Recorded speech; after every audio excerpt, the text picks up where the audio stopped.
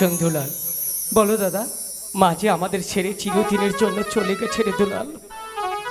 শত কাটলেও যে মা আর আসবে না।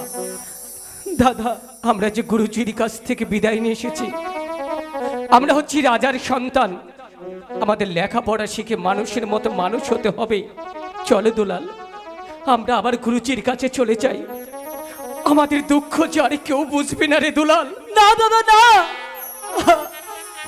আমি যাবো না দাদা, দুলাল আমি যাবো না এখান থেকে পাগলামি দাদা। করিস নে রে দুলাল।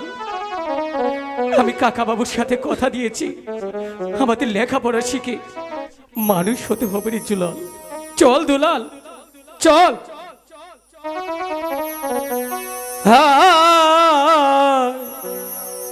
চলো চলো দুলাল ভাই গো, চলো যাই ভুলে। আমি যাবো না দাদা।